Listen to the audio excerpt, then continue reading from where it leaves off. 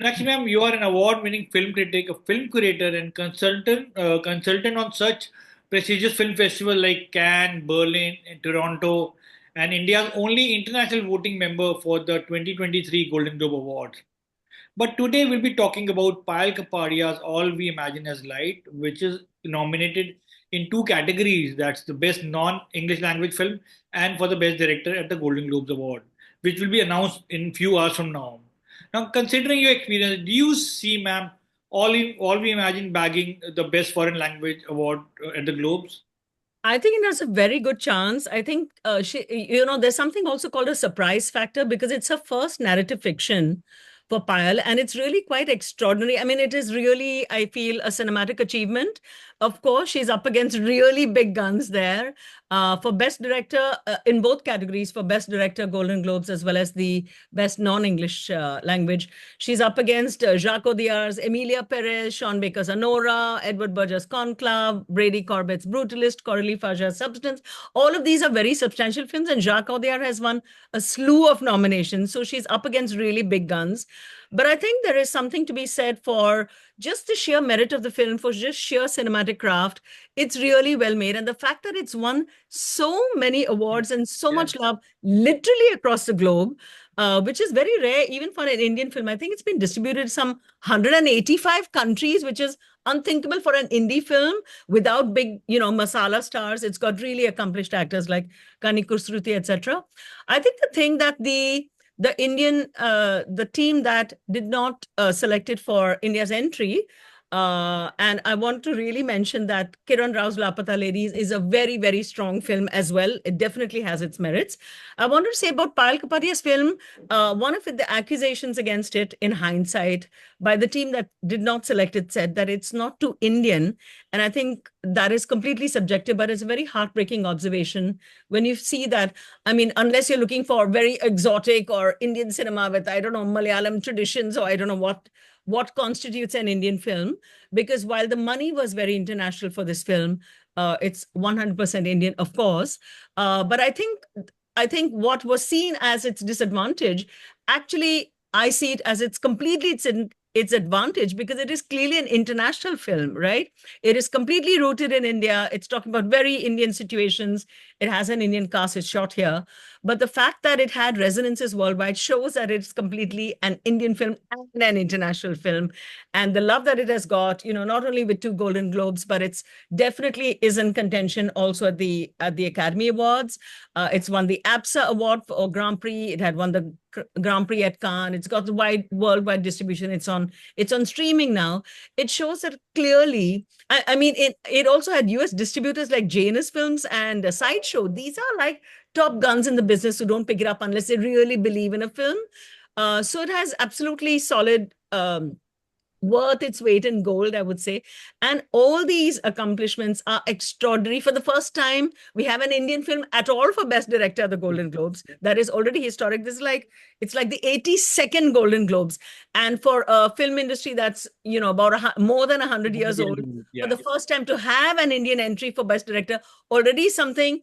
And when you consider that it's actually her first narrative fiction, it just tells you how much how much she has achieved in such a short time, right? A previous film, which is a feature, was The Night of Knowing Nothing, was more a docu-fiction. This is her first narrative fiction feature. So it's a huge accomplishment, even to get where she is. And she's got so much love all over the world. We would be very thrilled if she gets what we are hoping she does. But even without it, she's already, I mean, won all the Oscars and all the Golden Globe Awards in our hearts already, I think. At Ma'am, least for I definitely have another question for the film which has backing of three or more than three countries. But how big are the chances then for all We Imagine Light and the director Payal Kapadia?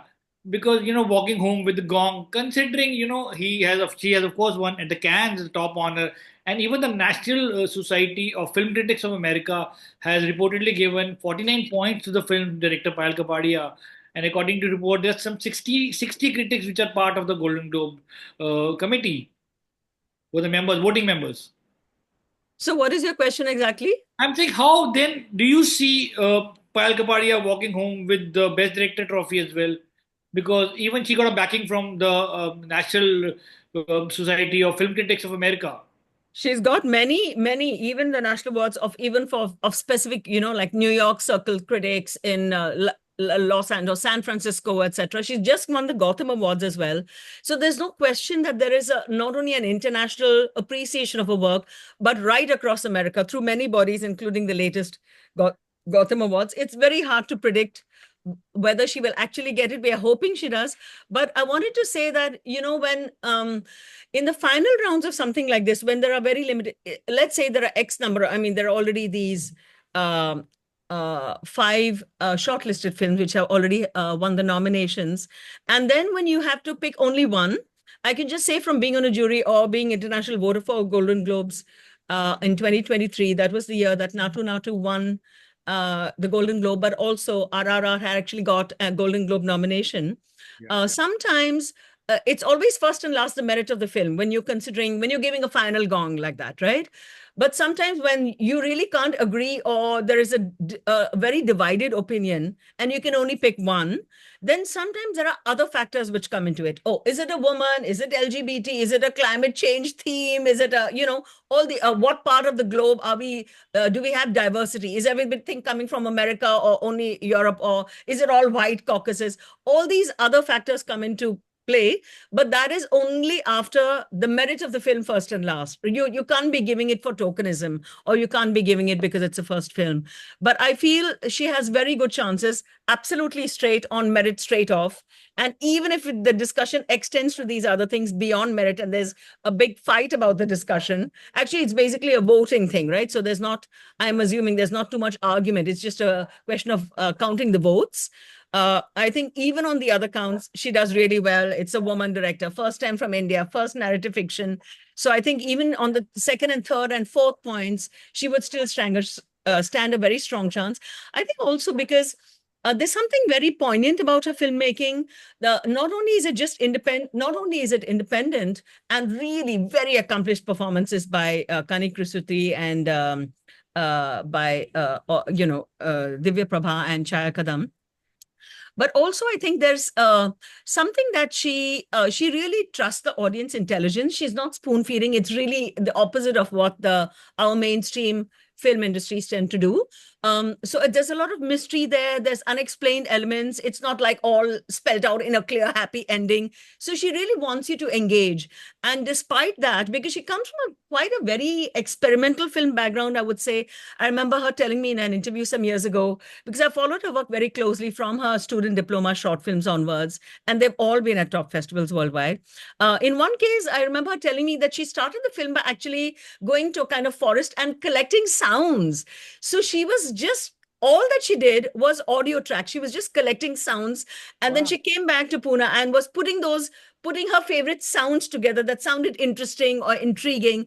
And then she thought of visuals to go with that sound. Now, this is an extraordinary way of filmmaking, which no other person that I know thinks of works in this way. It really comes from a very experimental space and not at all the standard, here is my script, here's a 3-act structure, and here's a happy ending or a resolution, and here are the stars. So it's not at all, it's completely the opposite of the traditional kind of filmmaking. And I think there's something to be said for it when you're able to move audiences to something that's very poignant, that's deeply moving, that speaks of very strong, powerful connections, a kind of sisterhood between women who otherwise can be very lonely in societies or have 100 reasons, oppressive reasons for the society not to be able to allow them to be happy or be happy with a partner of their choice, or have very strange marriages they are stuck in, which are neither here nor there. So it's speaking of a lot of hinting at a very lot of delicate things, ambiguous things.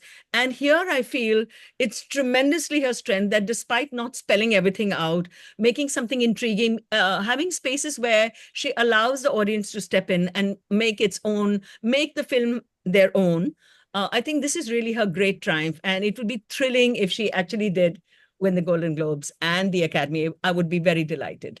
But how a win at the Globes what it will do for Indian cinema, and how it will empower more filmmakers back home here in India?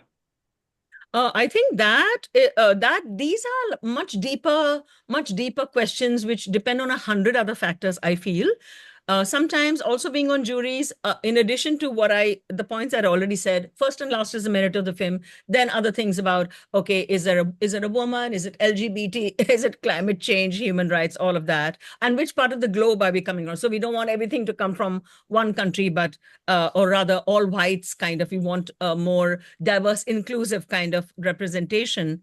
But I think sometimes there are also things, some factors that have been on some juries where the fourth and fifth factor can be something like, oh, but China is a growing industry, so we need to invest in, we need to build ties with that country, or India also. There are even these which are actually trade considerations, which are industrial considerations of wanting to make Yes. connections with that industry so that in future they'll also send us, or the prize means something to a large part of the population, right?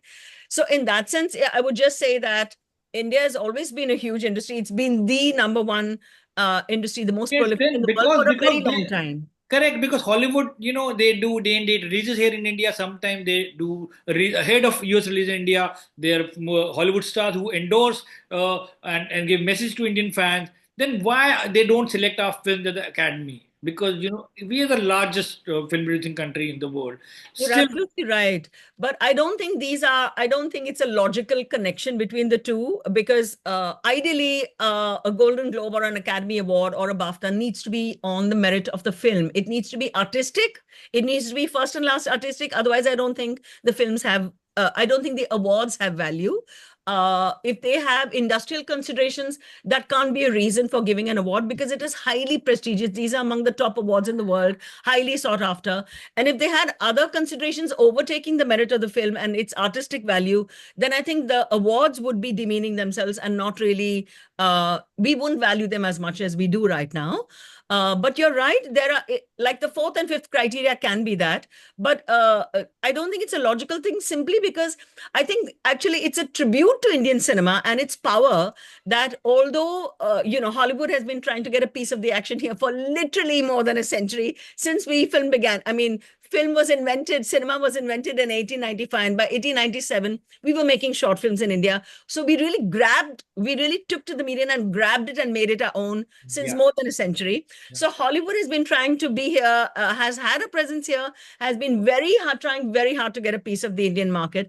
And I don't think they've succeeded in a huge way. Yes, they've had some individual XYZ films that will be some huge blockbusters. Oh, ma'am, But even Mufasa, it crossed 100 crores here in India yeah, when our own films are struggling. So clearly there's true. a market here for American films. And today when audiences are reluctant to venture into cinemas, both either in India or in America, when our films are watched on the streaming platform in more than 100 countries, how important then these awards like Oscar and Globes are for our film when we are already reaching and appealing to a global audience. We've seen that with RRR, with Hira Mandi.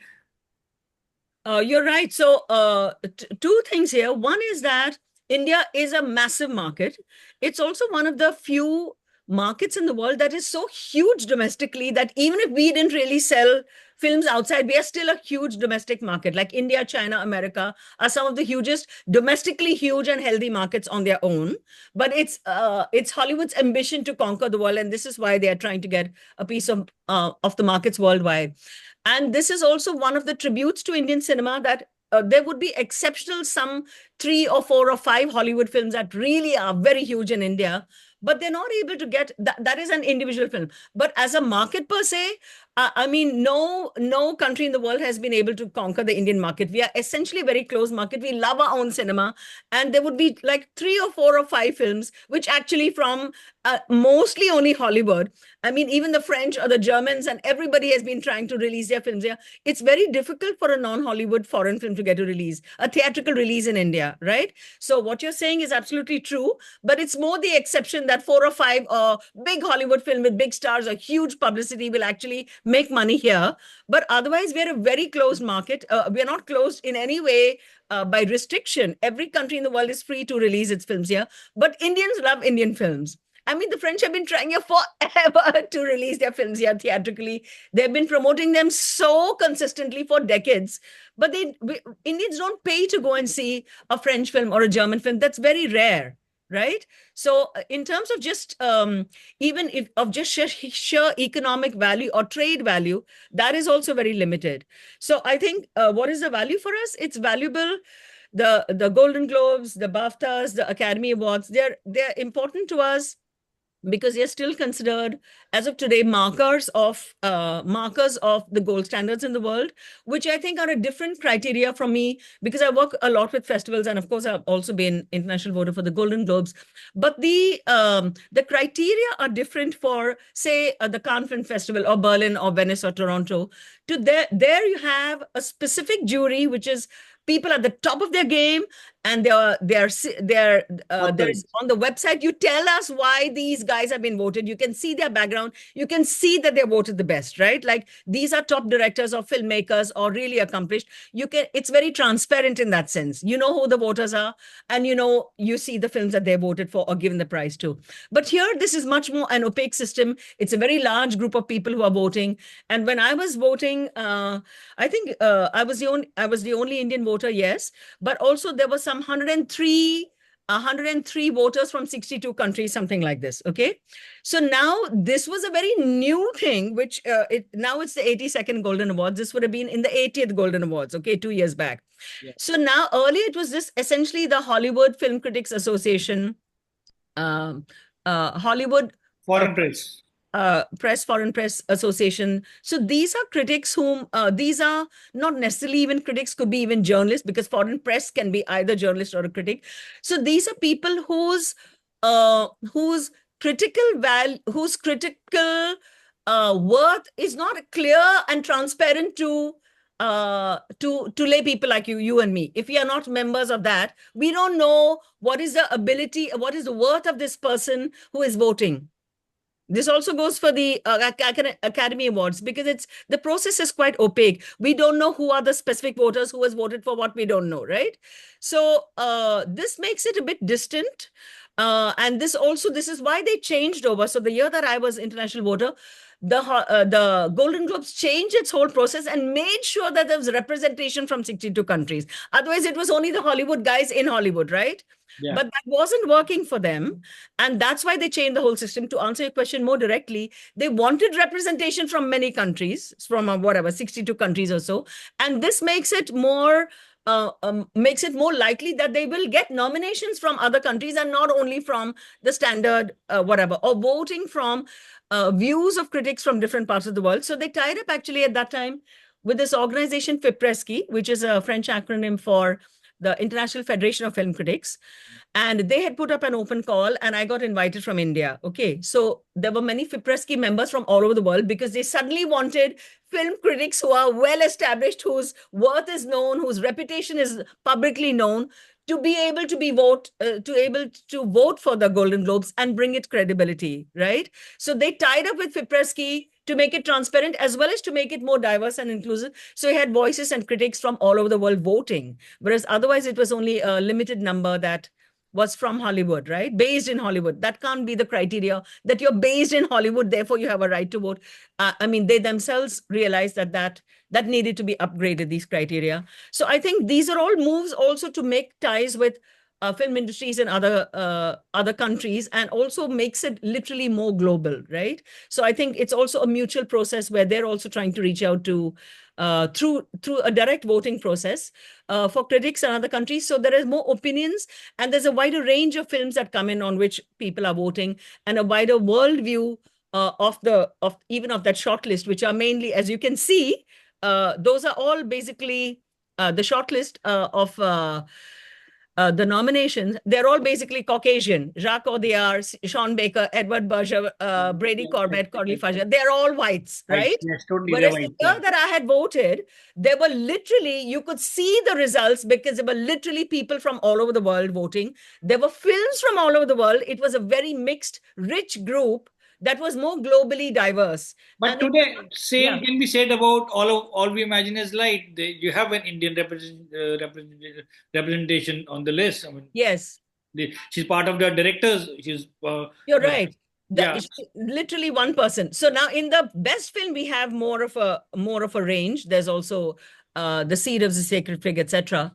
But in the best foreign language film, they're all whites, literally all whites, except for her, right? Whereas the year I had voted, when they went international, and they got critics whom you could see their work or their writing or their reputation or whatever online. If you went, you could see that they were bringing in a more global thing, and Yes, it was directly it was reflected in the choices of films. yeah, yes. The films were from all over the world, whereas From now we Korea, can't I think only film from Korea showcase. also came. Pardon?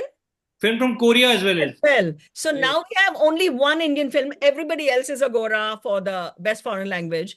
I think these processes directly reflect what your intentions are, what you're trying to achieve.